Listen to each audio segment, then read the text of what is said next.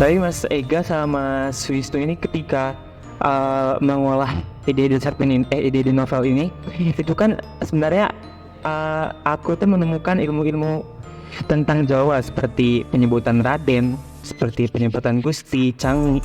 Nah itu waktu bikin itu emang Mas tuh udah tahu tentang hal-hal itu atau mengeksplor bareng-bareng kereta budaya Jawa itu seperti apa gitu?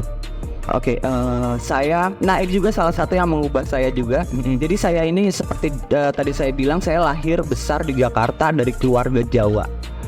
Bapak ibu saya Jawa, Totok, bahkan nenek moyang saya pelarian perang Diponegoro dari Jogja yang pindah ke Kebumen. Oke, itu dia pelarian. Jadi kalau bisa dibilang oh iya, saya mau cerita. Kain ini yang buat buyut saya. Jadi ini lebih tua, bapak lebih tua dari nenek, dari ibu saya, Jadi maka saya pakai. Jadi Belum seperempat hidup saya nih Mas. iya, udah mungkin umur kain ini 100 kali 90 sampai 100 tahun. Gitu. Jadi disitulah akhirnya saya merasa, saya menyadari bahwa saya disconnect gitu dari kejawaan saya sama sekali tidak punya nilai apapun tentang orang Jawa gitu. Saya nggak jadi justru malah Salinem inilah yang membuat saya melihat bahwa oh ternyata Jawa itu punya wisdom, punya filsafat yang membuat kita, salah satu hal sih adalah keselarasan ya. Jadi bagaimana Jawa itu menselaraskan diri dengan bukan cuma antar manusia tapi juga dengan lingkungan dan peristiwa-peristiwa yang terjadi dalam hidupnya gitu. Jadi ya mereka berputar bareng sama dunia gitu loh. Dan ini yang salah satu hal yang buat orang Jakarta itu, saya nggak apa-apa nih buat Jakarta ya sebagai perbandingan ya. Buat Jakarta itu adalah karena dalam kacamata orang Jakarta kami melawan dunia gitu. Dan itu sangat berbeda buat saya ketika saya melihat Salinem bagaimana dia meluruskan pandangannya gitu.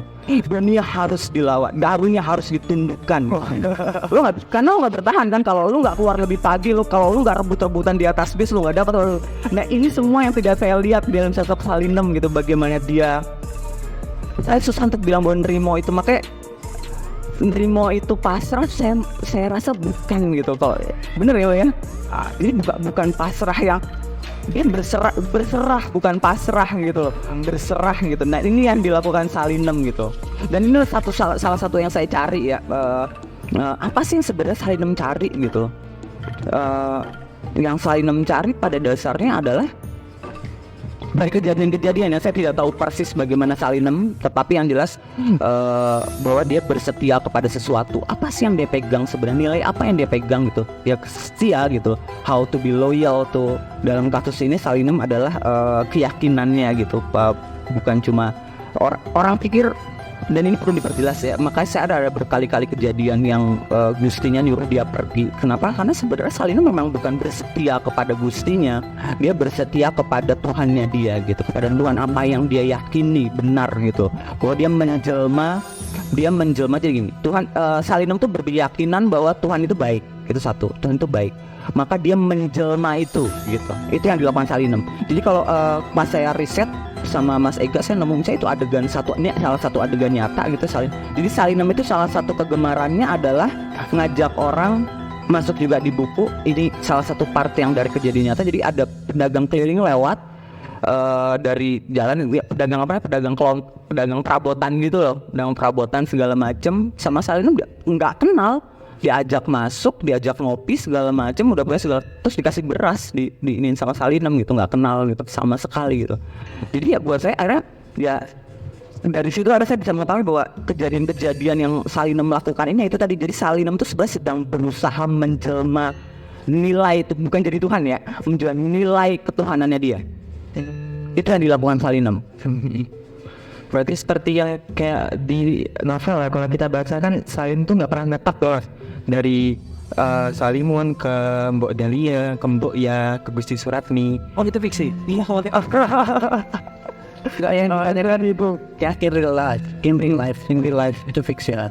Oh seperti itu. Salinem di kenyataan ketuhanan ini. Setelah itu Mas, itu sebenarnya nilai itu tidak pernah saya ceritakan ke Mas Wisnu. ini eksklusif dari Iya, telinga dari. Jadi kemarin karena saya memahami bagaimana seni bekerja. Kalau dibatasi malah nggak asik gitu kan. Saya pengen beneran. Jadi jangan bayangin proses menulisnya kita diskusi ini enggak. Beneran dia bertapa di gua selama 3 bulan nggak bisa dihubungi dan sebagainya. Pertama-tama saya kaget, kok nggak bisa dihubungi sih gitu kan. Tapi sekarang ya sudah, yang penting ya mati aja. Sekarang kemana-mana berdua ya Mas. Jadi begitu selesai nulis baru kita ngobrol. Hasilnya seperti ini gitu. Itu jadi termasuk nilai-nilai keyakinan bahwa Salinem bersetia bukan kepada majikannya, tetapi kepada Tuhannya. Itu saya nggak pernah cerita. Tetapi ketika Mas Wisnu berkesimpulan seperti itu, oke, menarik karena sama gitu. Oh iya Sama. Jadi itu serunya sih. Nggak tahu. Nanti ada trivia yang mengagetkan. Sepertinya Mas Wisnu ini lebih kenal Salinem daripada saya. Serius. Termasuk ketika ketemu sama Bu Deneng. Bu Deneng. Jadi ketika kami riset ketemu sama Bu Deneng di Solo, Bu Deneng duduk ketemu sama Mas Wisnu pertama kali, Mas Wisnu cerita tentang sesuatu yang ada di rumah yang udah nggak ditempatin, saya udah pindah udah lama.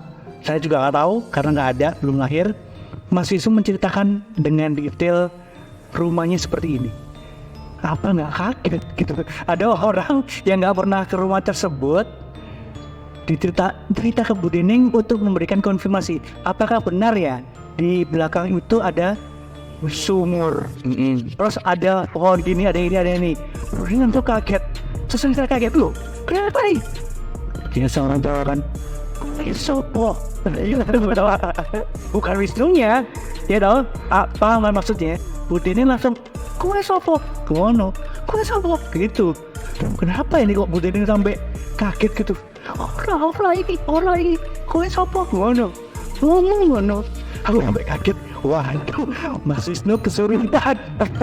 Ya, dalam tanda kutip itu. Tapi itu yang beneran terjadi. Sehingga beneran kewajiban saya untuk menyerahkan ke Mas Wisnu itu beneran sudah selesai. Mas Wisnu yang akan menjalankan ini. Dan saya bisa bilang hampir semua benar. Detail-detail yang value-value yang terutama value yang ingin saya inginkan dikatakan udah tertulis di situ. Kalau yang menjahit ayam itu benar ya Mas? Itu benar. Oh itu benar. Menjahit ayam. Jadi itu ya itu aneh lah. Pokoknya gitu ya. Menarik. Jadi Mas Wisnu itu lebih Salinem daripada saya.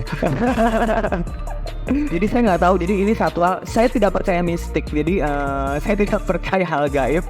Saya kayak gitulah. Kalau diterpanjang rumit ngomongin gitu.